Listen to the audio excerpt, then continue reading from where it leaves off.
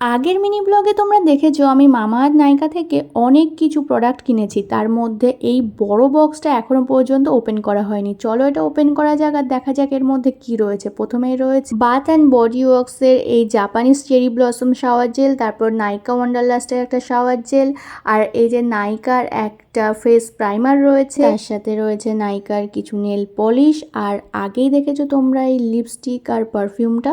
এবার চলো মামাআর্থের থেকে যেটা এসছে সেটা আমি তাড়াতাড়ি করে ওপেন করে নিই আর দেখে নিই এর মধ্যে কি কি আমি অর্ডার করেছিলাম।